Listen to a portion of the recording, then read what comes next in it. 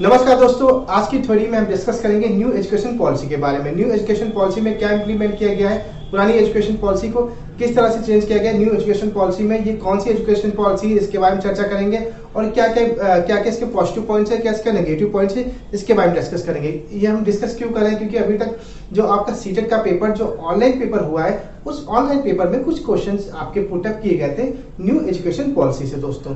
तो दोस्तों जो लोग नए, एक बार मेरे चैनल को लाइक, शेयर और सब्सक्राइब करना मत भूलिएगा दोस्तों। अब हम कंटिन्यू करते हैं आज की अपनी न्यू एजुकेशन पॉलिसी के ऊपर टॉपिक। तो हमारा जो टॉपिक है न्यू एजुकेशन पॉलिसी 2020, ये कब ड्राफ्ट हुई थी? तो ये 31 मई 2019 को ये ड्राफ्ट हो गई थी और 2020 में इसको रिलीज कर दिया गया था। ये अभी संसद में गई है, इसको पास होना है, ठीक है। और ये किसकी अध्यक्षता में हुई थी? तो ये डॉक्टर के कस्तूरी रंजन की अध्यक्षता में ये कमेटी बनाई गई थी आपकी न्यू एजुकेशन पॉलिसी। और ये कौन है? डॉक्टर के कस्तूरी रंजन। तो ये इसरो के पूर्व वैज्ञानिक हैं। इसका नाम, ये किसके अधीन आती है, किसके अंतर्गत आती है आपकी न्यू एजुकेशन पॉलिसी या एजुकेशन पॉलिसी है? तो ये अभी तक हमारी किसके अधीन आई थी, उसका नाम क्या था? तो उसका नाम था ministry of human research development, मतलब MHRD के अंतर्गत आती थी। लेकिन अब इसका नाम चेंज कर दिया गया है, अब इसका नाम हो गया मिनिस्ट्री ऑफ एजुकेशन। अब इसका नाम क्या हो गया? नाम बदल के हो गया मिनिस्ट्री ऑफ एजुकेशन। पुराना नाम क्या था? Ministry of human research development government of India, मतलब MHRD इसको देखती थी, लेकिन अब इसका नाम चेंज करके मिनिस्ट्री ऑफ एजुकेशन कर दिया गया है। सबसे पहली बार जो हमारी एजुकेशन पॉलिसी आई थी वो किस सन में आई थी? वो हमारी आई थी 1968 में आई थी। 1968 में आई थी। किसके टाइम आई थी? इंदिरा गांधी के समय आई थी। और इसका नाम चेंज करके क्या किया गया था? कोठारी कमीशन। इसका नाम क्या चेंज करके किया था? कोठारी कमीशन। फिर हमारी दूसरी एजुकेशन पॉलिसी, मैं इसमें मतलब जो पहली एजुकेशन पॉलिसी थी इसके अंदर जो चेंजेस किए गए थे वो किस सन में किए गए थे? मतलब ये दूसरी एजुकेशन पॉलिसी हो गई कुल मिला के। तो ये कब आई थी? ये आपकी आई थी 1968 में। किसके टाइम में आई थी? ये आपकी आई थी राजीव गांधी के समय। राजीव गांधी के समय ये पॉलिसी में इंप्लीमेंट किए गए थे। और फिर 1992 में क्या हुआ था? यशपाल कमेटी ने इसमें कुछ चेंजेस लाए थे। इन्होंने क्या बोला था यशपाल कमेटी ने? लर्निंग विदाउट बर्डन, मतलब बिना बोझ के पढ़ाई किसने बोला था? लर्निंग, ये यशपाल कमेटी ने बोला था। 1992 में इसमें चेंजेस किए गए थे। तो ये दूसरी हो गई। अब जो हमारी नई आई है, तो तीसरी आई है, ये तीसरी है। और ये कितने साल के बाद? 34 साल के बाद ये हमारी तीसरी पॉलिसी आई है। तो ये कब आई है? 2020 में। 2020 में न्यू एजुकेशन पॉलिसी आई है। किसकी अध्यक्षता में? डॉक्टर के कस्तूरी रंजन की अध्यक्षता में। हालांकि पुरानी में क्या होता था, जो पुरानी हमारी एजुकेशन पॉलिसी थी वो हमारी रन करती थी 10+2 पे, मतलब 10 कक्षा 10 और उसमें 2 जोड़ दिया 12, तो कक्षा 10 और 12 पे रन करती थी। लेकिन अब यह फार्मूला चेंज हो गया है। यह फार्मूला हमारा हो गया, इसमें क्या था? इसमें बच्चा 6 साल की उम्र से स्कूल जाना चालू करता था। लेकिन जो हमारा जो नया फार्मूला है वो हमारा 5+3+3+4, ठीक है। इसमें बच्चा क्या करेगा?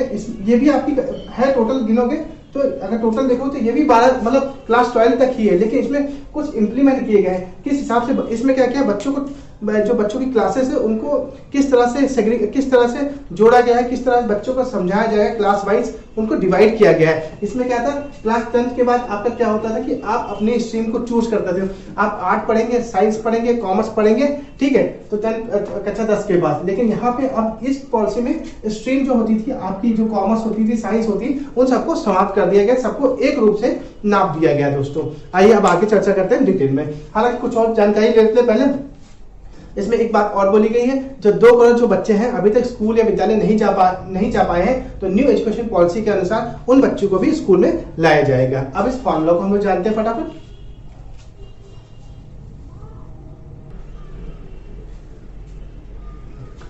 अब समझते हैं। अभी तक हमारा जो पुरानी एजुकेशन जो पॉलिसी थी वो 10+2 पे कार्य करती थी। इसमें क्या होता था? बच्चा क्लास 10 करने के बाद वो अपनी स्ट्रीम को चूज कर पाता था कि वो कॉमर्स लेगा, साइंस लेगा या ह्यूमैनिटीज लेगा। लेकिन अब क्या है? अब इस जो नई एजुकेशन पॉलिसी आई, इस फॉर्मूले पे आई है, इसमें क्या है? स्ट्रीम को खत्म कर दिया गया है। यहाँ पे कॉमर्स, साइंस, आर्ट सबको समाप्त कर दिया गया हुआ है। नई एजुकेशन पॉलिसी में सबको एक समान माना गया है इस एजुकेशन पॉलिसी में। इसमें क्या है, बच्चे मल्टीपल एंट्री और एग्जिट ले सकते हैं, अपने हिसाब से अपने सब्जेक्ट को चूज कर सकते हैं। और अगर साइंस, अगर कोई बच्चा, किसी बच्चे का मन है कि मैनेजमेंट पढ़ने का, तो वो एक मैनेजमेंट सब्जेक्ट ले सकते हैं, एक बायो सब्जेक्ट ले सकते हैं और एक अन्य अदर सब्जेक्ट ले सकते हैं। मतलब वो अपने हिसाब से सब्जेक्ट को डिसाइड कर सकेगा। यहाँ पे कोई भी हस्तक्षेप किसी भी उसका नहीं, दबाव नहीं होगा कि आप इस स्ट्रीम में ही जाइए, कॉमर्स में चाहिए या आर्ट्स में चाहिए या साइंस में चाहिए। यहाँ पे आप सभी स्ट्रीम के सब्जेक्ट को कंबाइन करके आप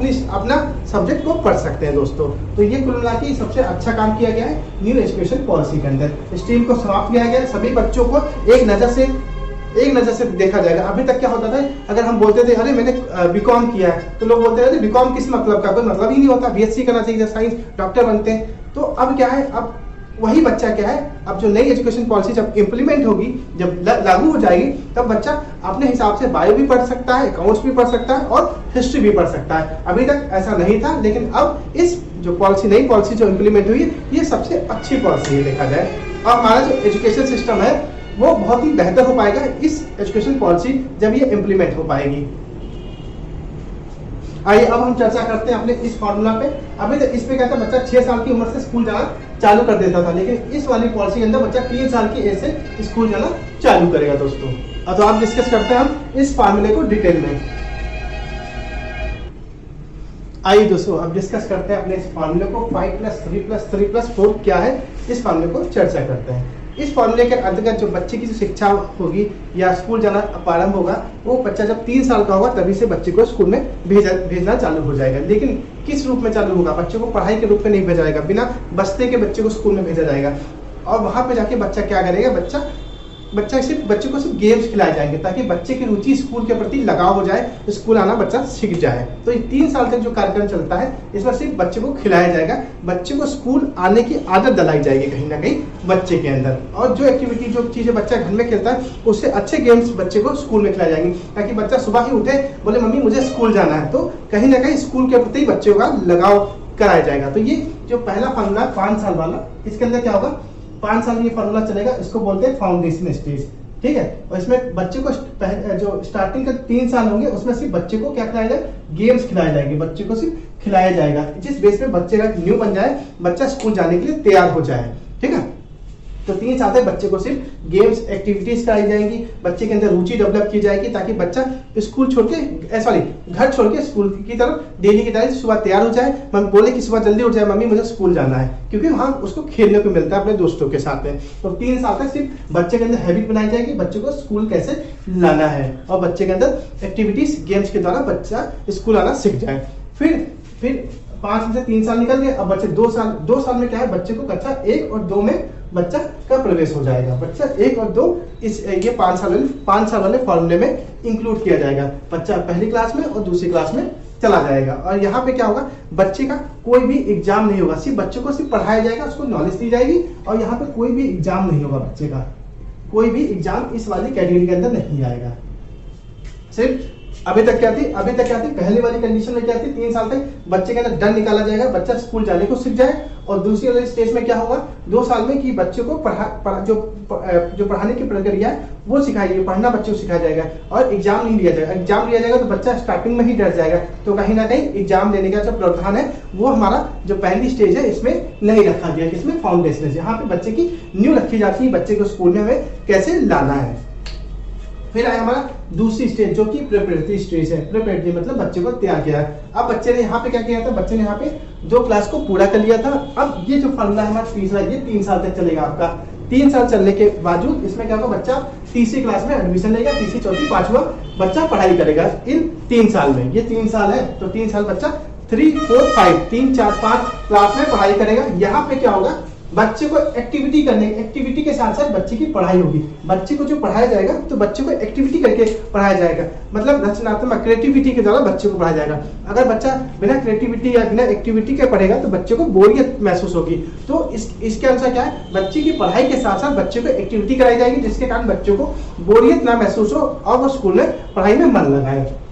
दूसरी कंडीशन, यहाँ पे क्या होगा, एग्जाम्स चालू हो जाएंगे। यहाँ पे बच्चे के एग्जाम्स, अब बच्चे के बच्चा कक्षा 3 में आ गया, 3, 4, 5 में, तो यहाँ पे बच्चे के एग्जाम्स लेने की हैबिट चालू हो जाएगी। साथ साथ में जो यहाँ पे उनकी भाषा रहेगी वो उनकी मदर टंग यानी मम्मी की मातृभाषा रह सकती है, या फिर जो नेशनल लैंग्वेज वहाँ चल रही होगी उसके बेस में शिक्षक जो है बच्चों को पढ़ाएगा। तो ये बात आपको समझ आ गई होगी, फाउंडेशन स्टेज और प्रिपरेटरी स्टेज, इस चीज को क्लियर हो गई। इसका स्क्रीनशॉट लेना चाहे तो आप लोग ले लीजिएगा, और मेरे चैनल को लाइक, शेयर और सब्सक्राइब करना चाहे तो कर दीजिएगा दोस्तों। अब हम चर्चा करते हैं अपनी तीसरी और चौथी इस स्टेज के बारे में। आइए अब चर्चा करते हैं अपना थर्ड और फोर्थ स्टेज के बारे में। तो तीसरा स्टेज में 3 साल, थर्ड स्टेज इसको बोलते हैं मिडिल स्टेज बोलेंगे। ये 3 साल तक चलेगी। इसमें क्या है, जब बच्चों को पढ़ाया जाएगा तो बच्चे को उसकी इंडियन लैंग्वेज में पढ़ाया जाएगा। इंडियन लैंग्वेज को सबसे ज्यादा महत्व दिया गया हुआ है आपका दोस्तों, ठीक है। इस स्टेज के अंदर किस लैंग्वेज को, इंडियन लैंग्वेज, कोई इंडियन लैंग्वेज लेके बच्चा इसको पढ़ सकेगा, ठीक है, इस वाली स्टेज में। और ये कौन सी स्टेज होगी, या बच्चा वहां पे क्या कक्षा 5 तक पूरा कर चुका था, अब बच्चे की एडमिशन होगा क्लास 6 के बाद 7 फिर 8 में। यहाँ पे बच्चों को क्या है, बच्चों को पढ़ाई के साथ साथ कंप्यूटर कोर्स, कंप्यूटर का अच्छा खासा नॉलेज दिया जाएगा। मतलब कि कंप्यूटर में उसको एक अच्छा तरह मतलब कंप्यूटर कोडिंग वगैरह उसको सिखाई जाएगी बच्चों को, कि बच्चे का टेक्निकल जो दिमाग है वो अच्छा डेवलप हो बच्चे का। अभी तक है रतन विद्या थी वो सब समाप्त हो रही है, रोट लर्निंग थी उसको समाप्त किया जा रहा है। बच्चे की क्रिटिकल थिंकिंग पावर पे जोर दिया जा रहा है इस एजुकेशन पॉलिसी के अंतर्गत। फिर क्या वोकेशनल कोर्स होंगे, वोकेशनल कोर्स जैसे 10 दिन के या 15 दिन के कुछ कोर्स कराए जाएंगे, जिसमें बच्चों को क्या है प्रैक्टिकल नॉलेज दिया जाएगा। बच्चे की वो प्रैक्टिकल नॉलेज आगे चल के बच्चे के लिए बहुत ही महत्वपूर्ण होगा, कि बच्चा अपना भी कोई कार्य खोल सकता है या कहीं जॉब करके उस स्किल को अप्लाई कर सकेगा। जैसे वोकेशनल कोर्स के अंदर क्या होगा कि कुछ चीजें बनाना सिखाई जाएंगी बच्चों को, या किसी भी जगह से विजिट कराया जाएगा, बच्चों को दिखाया जाएगा यहाँ पे ये सामान ऐसे बनता है और इसकी मैन्युफैक्चरिंग ऐसे होती है, इसकी पैकेजिंग ऐसी होती है, इसकी लेबलिंग ऐसी होती है। जैसे कि आप लोग देखे होंगे डिस्कवरी पे कभी कभी दिखाते हैं मैगी कैसे बनती है या पेप्सी कैसे बनती है। तो ये सब चीजों का इस तरह के कुछ जो ज्ञान है वो बच्चे को वोकेशनल कोर्स के अंदर दिए जाएंगे। साथ के साथ कुछ टेक्निकल वर्क्स दिया जाएगा, सिलाई है, माली है, बढ़ई है, ये सब चीजें भी बच्चों को सिखाई जाएगी। अब क्या होता है कि वेस्टर्न कंट्री, आप फॉरेन कंट्रीज में देखते हैं कि बच्चा क्या है पढ़ाई के साथ साथ पार्ट टाइम जॉब करता है, क्योंकि वहाँ जो पढ़ाई होती है बच्चों को कैसी होती है, टेक्निकल प्लस प्रैक्टिकल दोनों कराई जाती है। यहाँ पे क्या है सिर्फ आपको पढ़ा दिया जाता है, आपके साथ टेक्निकल वर्क नहीं दिया जाता। तो ये जो आपकी नई एजुकेशन पॉलिसी है इसमें टेक्निकल प्रैक्टिकल नॉलेज दोनों ही आपको दिए जाएंगे, साथ के साथ आपको पढ़ाया भी जाएगा दोस्तों, ठीक है। और साथ के साथ बच्चा मैथ भी पढ़ सकेगा, आर्ट्स भी पढ़ सकेगा, साइंस भी पढ़ सकेगा, मतलब कि तीनों सब्जेक्ट को बच्चा एक साथ लेके पढ़ सकेगा। तो ये आपका था तीसरी स्टेज, इसको बोलते हैं मिडिल स्टेज। ये आपकी 3 साल तक चलती है। फिर आती है आपकी चौथी स्टेज, ये आपकी 4 साल की होती है, इसको बोलते हैं सेकेंडरी स्टेज। ये 4 साल तक चलेगी। इसमें क्या, इसमें जब बच्चा पढ़ाई करेगा तो किसी एक फॉरेन लैंग्वेज को बच्चे को चूज करना होगा वो अपने सब्जेक्ट में, ठीक है। किसी भी एक विदेशी भाषा को बच्चा पढ़ सकेगा। अब वो जो विदेशी भाषाएं तो बाद में आपको बताएंगे कौन कौन सी इसके अंदर इंक्लूड है, कौन सी नहीं इंक्लूड है।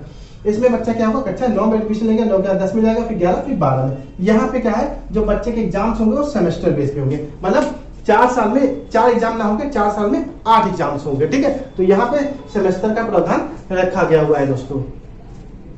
फिर आगे है यहाँ पे क्या है नो स्ट्रीम, मतलब कोई भी स्ट्रीम नहीं रहेगी। जैसे कि लोग बोलते हैं कक्षा 10 के बाद तुम कॉमर्स लिए हो तो कॉमर्स साइड वाले हो गए, तुमने साइंस लिए तो साइंस साइड वाले हो गए, और ह्यूमैनिटीज वाले 3 खंड में बच्चों को बांट दिया, ठीक है। लेकिन वो स्ट्रीम खत्म कर दिया गया है। अब यहाँ पे क्या प्रावधान है कि बच्चे को मल्टीपल सब्जेक्ट बच्चा जो चाहेगा कक्षा 10 के बाद या जो भी है बच्चा जो चाहेगा वो सब्जेक्ट ले सकेगा। जिस बच्चे का मन है अकाउंट्स पढ़ने का वो अकाउंट्स पढ़ सकता है, और उसी बच्चे का मन है बायोलॉजी भी पढ़ने का, उसी बच्चे का मन है हिस्ट्री भी। तो बच्चा अपने अनुसार अपने हिसाब से सब्जेक्ट को चूज कर पाएगा पढ़ने के लिए, ठीक है। तो यहाँ पे मल्टीपल सब्जेक्ट का ऑप्शन आ गया, सबसे अच्छी बात है। अभी तक क्या था कि वैसे मेरा मन था बायो भी पढ़ने का और कॉमर्स भी पढ़ने का, तो भैया मैं बायो नहीं पढ़ पाया, सिर्फ कॉमर्स साइड का था तो सिर्फ कॉमर्स ही पढ़ पाया। लेकिन अब जो नई शिक्षा नीति आएगी, किसी व्यक्ति का कॉमर्स पढ़ने का मन होगा, साथ के साथ बायोलॉजी भी पढ़ने का मन होगा, तो अपने हिसाब से वो सब्जेक्ट को चूज कर पाएगा। तो सबसे प्लस पॉइंट ये है आपका कि आप मल्टीपल सब्जेक्ट चूज कर पाएंगे। और क्रिटिकल थिंकिंग, यहाँ पे क्रिटिकल थिंकिंग पर जोर दिया गया है। रटन विद्या जो हम अभी तक पढ़ते आए थे उसको रट के जाके एग्जाम, जैसे कि हमारे क्वेश्चंस होते थे, सवाल जो हमारे बोर्ड एग्जाम्स होते थे, तो यहाँ सेमेस्टर वाइज होगा, और यहाँ पे जो क्वेश्चंस होंगे वो आपके रटे रटाए क्वेश्चंस नहीं आएंगे। यहाँ आपकी मेमोरी बेस, आपका दिमाग का, आपकी संज्ञान का इस्तेमाल होगा, आपकी क्रिटिकल थिंकिंग पे वहाँ पे सवाल आपसे पूछे जाएंगे दोस्तों। तो आई होप ये दोनों चीज आपको समझ में आ गई होगी। अब हम समझते हैं कि हमारा ग्रेजुएशन कैसे होगा, पोस्ट ग्रेजुएशन कितने साल का होगा, तो हमारा ग्रेजुएशन अभी तक 3 साल का था पुरानी एजुकेशन पॉलिसी के अनुसार, लेकिन नई एजुकेशन पॉलिसी के अनुसार हमारा 4 साल का होगा, और जो पोस्ट ग्रेजुएशन होगा वो 1 साल और 2 साल पे भी होगा, उसकी भी आगे हम चर्चा करेंगे। तो एक बार मेरे चैनल को लाइक शेयर और सब्सक्राइब करिए दोस्तों, अपने दोस्तों को भी शेयर करिए इन्फॉर्मेशन। तो दोस्तों अब हम चर्चा करते हैं हमारा क्लास 12th होने के बाद हम ग्रेजुएशन हमारा कैसे होगा इसकी चर्चा करते हैं। अभी तक क्या था कि जो हमारी पुरानी शिक्षा नीति थी उसमें क्या था कि हम 1 से लेकर कक्षा 12 तक पढ़ते थे किसी भी स्टेट गवर्नमेंट के अंदर, उसके बाद हमें क्या करती जो स्टेट गवर्नमेंट थी हमको पढ़ाई देती थी किसी भी यूनिवर्सिटी के हवाले। लेकिन अब क्या सीन है, अब इसकी चर्चा करते हैं आप हमसे। तो जो हमारा ग्रेजुएशन होगा अब हमारा 4 साल का होगा, पहले हमारा 3 साल का हुआ करता था, अब 4 साल का। पहले क्या होता था कि हमारी जो स्ट्रीम होती थी उसके अकॉर्डिंग हमारा निर्धारण होता था कि हम बीए करें, बीएससी करें या बीकॉम करें, लेकिन अब बीए बीकॉम बीएससी सब खत्म हो गया। अब सिर्फ सिंपल ग्रेजुएशन के नाम से आपका ग्रेजुएशन होगा, सिंपल ग्रेजुएशन के नाम से आपका ग्रेजुएशन होगा। और जब आप फर्स्ट ईयर करेंगे ग्रेजुएशन में तो आपको क्या मिलेगा, ग्रेजुएशन सर्टिफिकेट मिलेगा। फर्स्ट ईयर में आपको ग्रेजुएशन सर्टिफिकेट मिलेगा, और सेकंड ईयर में आपको क्या मिलेगा, सेकंड ईयर में आपको रिजल्ट के रूप में मिलेगा ग्रेजुएशन डिप्लोमा मिलेगा, ग्रेजुएशन डिप्लोमा मिलेगा। और थर्ड ईयर में आपको मिलेगा ग्रेजुएशन डिग्री मिलेगी। क्या मिलेगी, ग्रेजुएशन की डिग्री मिलेगी। तो अब क्या है, जो बच्चा एक पहली स्टेज, दूसरी स्टेज और तीसरी स्टेज पार कर लेगा, तब क्या है तीसरी स्टेज में बच्चा जॉब भी कर सकता है या किसी भी कंपटीशन की तैयारी भी कर सकता है, नो इशू एट ऑल। मतलब देखा जाए तो अभी जो ग्रेजुएशन चल रहा है कुछ ना कुछ उसी से मिलता जुलता है, ये ग्रेजुएशन है। लेकिन जो बंदा चौथा साल भी करेगा उसको पूरा कंप्लीट ग्रेजुएशन उसको माना जाएगा। अब चौथे में क्या होगा, आपका रिसर्च का काम होगा, तो ये होगा ग्रेजुएट रिसर्च। जो बंदा ये चारों साल पूरे करेगा उसको 100% ग्रेजुएट माना जाएगा दोस्तों। लेकिन इसमें एक कंडीशन है, एक चीज और है, री एंट्री। री एंट्री क्या होता है कि अभी तक क्या है, आपने फर्स्ट ईयर किया और उसके बाद पुरानी शिक्षा नीति के अनुसार अगर आपने फर्स्ट ईयर किया फिर आपके साथ कोई प्रॉब्लम आ गई, आपने 4-5 साल ड्रॉप आउट कर दिया, तो क्या फिर से आपको एडमिशन लेना है, तो आप क्या करोगे, अब आपको नए सिरे से फिर एडमिशन लेना पड़ेगा। लेकिन यहाँ पे क्या है, किसी बच्चे ने पहला और दूसरा कर लिया, उसका पैसा नहीं है तीसरे चौथे के लिए, तो वो छोड़ सकता है, कोई दिक्कत नहीं। जब उसके पास पैसे हो 5 साल 6 साल तो दोबारा आके क्या री एंट्री ले सकता है इसी तीसरी स्टेज से, तीसरी या चौथी जो भी स्टेज से क्या उसकी अगली स्टेज से बच्चा एडमिशन ले सकता है। तो दोस्तों ये थी आपकी ग्रेजुएशन की बात। यहाँ पे आपकी कोई भी स्ट्रीम नहीं बचेगी, बीए बीकॉम बीएससी, यहाँ पे सिंपल ग्रेजुएशन होगा आपका। और फर्स्ट ईयर को ग्रेजुएट सर्टिफिकेट, सेकेंड ईयर को ग्रेजुएट डिप्लोमा, थर्ड ईयर को ग्रेजुएट डिग्री और फोर्थ ईयर को ग्रेजुएट रिसर्च के नाम से मिलेंगे। और ये 3 साल आपके पूरे हो जाएंगे तो आप जॉब और कंपटीशन में जा सकते हैं, आपको कोई दिक्कत कोई तकलीफ नहीं होगी। री एंट्री मिल जाएगी आपको कि आप दोबारा आके एडमिशन ले सकते हैं। अगर आपने 2 स्टेप किए, तीसरे स्टेप में आपको दोबारा फिर से एडमिशन मिल जाएगा, कोई दिक्कत तकलीफ नहीं होगी। अब हम डिस्कस करते हैं पोस्ट ग्रेजुएशन के बारे में दोस्तों। तो दोस्तों अब हम चर्चा करते हैं अपना पोस्ट ग्रेजुएशन का। ये आपका रहेगा 1 साल का और 2 साल का। 1 साल तक क्यों रहेगा और 2 साल का क्यों रहेगा, इसकी चर्चा करते हैं। जिस व्यक्ति ने जो आपका ग्रेजुएशन था उन्होंने पूरे 4 साल में मतलब रिसर्च तक, मतलब मैंने आपको बताया था, पहला आपको बताया था सर्टिफिकेट, डिप्लोमा, डिग्री और रिसर्च तक जिस व्यक्ति ने ये पूरा ग्रेजुएशन पूरे कंप्लीट 4 साल में किया है, वो व्यक्ति जो आपका पोस्ट ग्रेजुएशन है वो सिर्फ 1 साल में उसका पोस्ट ग्रेजुएशन माना जाएगा। 1 साल में पूरा उसका पोस्ट ग्रेजुएशन हो जाएगा। लेकिन वह व्यक्ति, जिस व्यक्ति ने जो आपका ग्रेजुएशन था उसने पूरा नहीं किया, सिर्फ 3 स्टेप या 3 स्टेप तक ही फॉलो किया है, जहां तक आपका डिग्री का था, ग्रेजुएशन डिग्री तक था, तो वह उस व्यक्ति को जब पोस्ट ग्रेजुएशन करना होगा उस व्यक्ति को पोस्ट ग्रेजुएशन में 2 साल देने पड़ेंगे। और जिस व्यक्ति को 1 साल तक करना उसको रिसर्च तक पूरा करना था, मतलब 4 साल ग्रेजुएशन में जो व्यक्ति 4 साल ग्रेजुएशन में देगा उसका पोस्ट ग्रेजुएशन 1 साल का होगा, जो व्यक्ति 3 साल तक ग्रेजुएशन में देगा उसका पोस्ट ग्रेजुएशन 2 साल का होगा दोस्तों। तो आई होप ये बात क्लियर हो गई होगी। डॉक्टर्स इन फिलॉसफी मतलब पीएचडी अब 4 साल की आपकी हो जाएगी। एमफिल को समाप्त कर दिया गया है, क्या है, एमफिल को समाप्त कर दिया गया है और डॉक्टर्स ऑफ फिलॉसफी को 4 साल तक कर दिया। और इस पोस्ट ग्रेजुएशन में भी आपकी कोई भी स्ट्रीम नहीं होगी, सिर्फ सिंपल पोस्ट ग्रेजुएशन होगा आपका आपके ग्रेजुएशन की बेस पे दोस्तों, ठीक है। तो यहाँ पे भी कोई स्ट्रीम को सब समाप्त कर दिया। अब हम कुछ चर्चा कर लेते हैं क्या इसके प्लस पॉइंट क्या है और ये जो नई एजुकेशन पॉलिसी है ये हमारे लिए किस तरह अच्छी है किस तरह खराब है, इसकी चर्चा करते हैं। तो एक बार मेरे चैनल को लाइक शेयर और सब्सक्राइब करना मत करिए, अपने दोस्तों को जरूर से जरूर इस जो इन्फॉर्मेशन है इसको शेयर करिए अपने दोस्तों को ज्यादा से ज्यादा दोस्तों। आइए दोस्तों अब हम चर्चा करते हैं पॉजिटिव पॉइंट क्या है हमारे इस न्यू एजुकेशन पॉलिसी के। तो सबसे पहला पॉइंट है क्या, आपकी जो टोटल जीडीपी है उसका 6% 6% का इस्तेमाल किया जाएगा इस न्यू एजुकेशन पॉलिसी में। लेकिन जो प्रेजेंट टाइम अभी जो पुरानी एजुकेशन पॉलिसी है उसमें 3% ही इस्तेमाल किया जा रहा है। 3% हो भी रहा नहीं हो रहा पता नहीं, लेकिन अब जो वादे किए गए हैं नई एजुकेशन पॉलिसी में उसमें टोटल जीडीपी का 6% जीडीपी आपका एजुकेशन और शिक्षा पे यूज किया जाएगा। ठीक है, तो सबसे प्लस पॉइंट हो गया आपका, यानी कि आपका जो इंफ्रास्ट्रक्चर, आपकी पढ़ाई, आपकी स्कूल की बिल्डिंग, आपके टीचर्स भी जबरदस्त होंगे क्योंकि पैसा भी जबरदस्त गवर्नमेंट लगाएगी, तो आपका स्कूल का इंफ्रास्ट्रक्चर भी जबरदस्त होगा दोस्तों।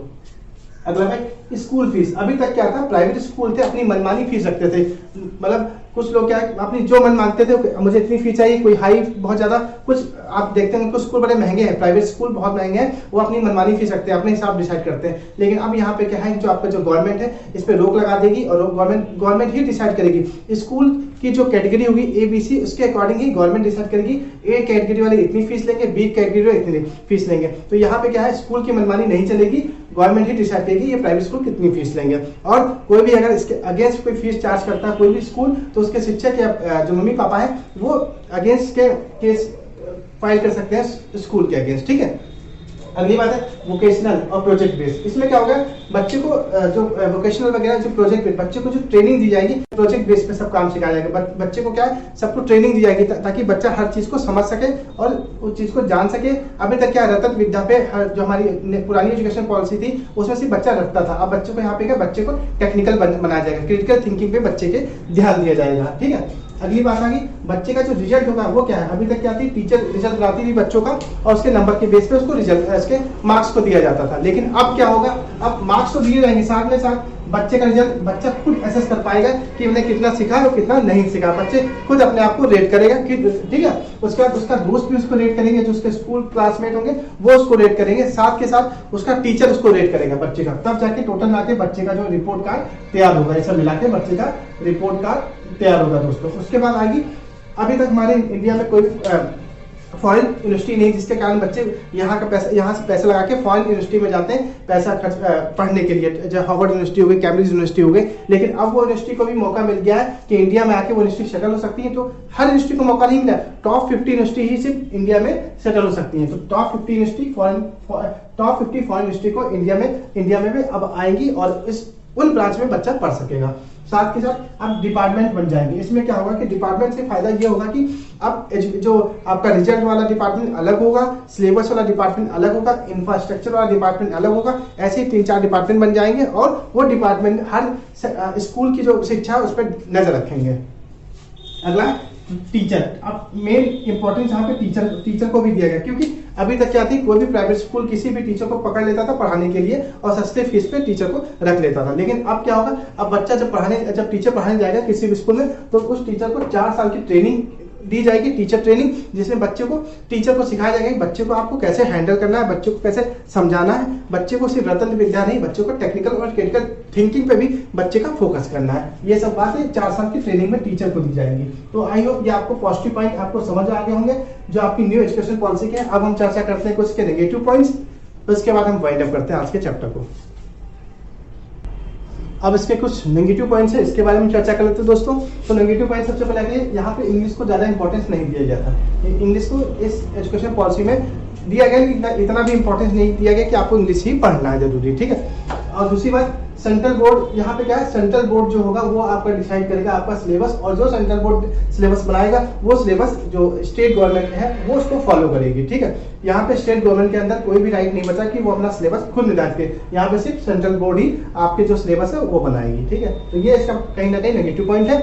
और एक और है कि एटीट्यूड ऑफ टीचर, यहाँ पे बच्चे भी टीचर को जज कर सकेंगे, टीचर हमको कैसा पढ़ा रहा है। टीचर अच्छा नहीं पढ़ा रहा है तो क्या होगा कि आपकी जो बुक्स होती हैं, बुक्स के पीछे आपके दिया जाएगा, टीचर को भी एनालाइज करना है स्टूडेंट के द्वारा।